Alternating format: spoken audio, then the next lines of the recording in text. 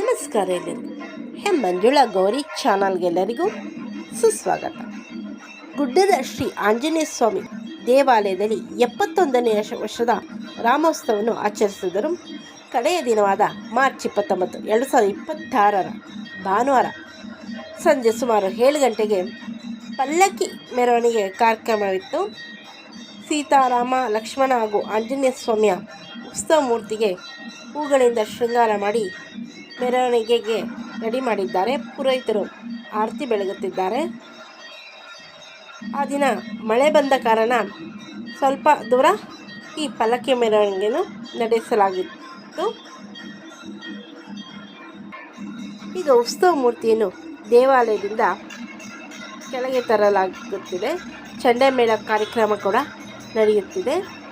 ಶ್ರೀ ಗುಡ್ಡದ ಆಂಜನೇಯ ಸ್ವಾಮಿ ದೇವಾಲಯದಲ್ಲಿ ದೇವಾಲಯ ಗರ್ಭಗುಡಿ ಸುತ್ತ ಒಂದು ಪ್ರದಕ್ಷಿಣೆ ಬಂದು ತದನಂತರ ಕೆಳಗೆ ತರಲಾಗುತ್ತದೆ. ಜೈ ರಾಮ್ ಶ್ರೀರಾಮ್ ಜೈ ಜೈ ರಾಮ್ ಮಂಗಳ ವಾದ್ಯದೊಂದಿಗೆ ಉತ್ಸವ ಮೂರ್ತಿಯನ್ನು ಅದ್ಧೂರಿಯಾಗಿ ಪಲ್ಲಕ್ಕಿ ಮೆರವಣಿಗೆ ನಡೆಸಲಾಗುತ್ತದೆ.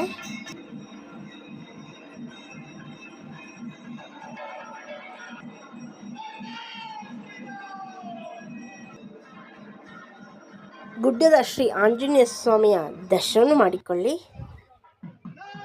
ನೋಡಿ, ಮೆಟ್ಲ ಮೇಲಿಂದ ಭಕ್ತಾದಿಗಳು ಉತ್ಸವ ಮೂರ್ತಿಯನ್ನು ಕೆಳಗೆ ತರುತ್ತಿದ್ದಾರೆ.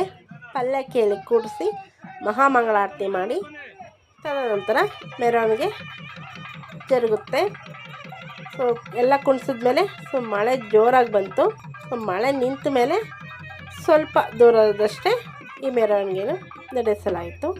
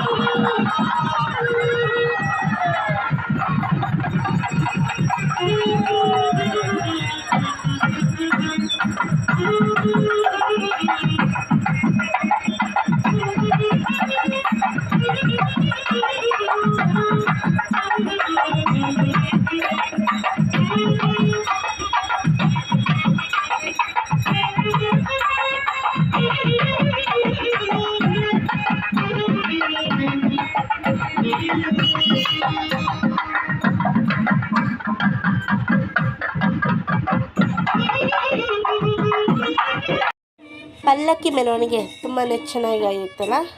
ಸೊ ಮಳೆ ಒಂದು ಬಂದಿರೆ ಇನ್ನೂ ಕೂಡ ಅದ್ಧೂರಿಯಾಗಿ ಆಚರಿಸ್ಬೋದಿತ್ತು.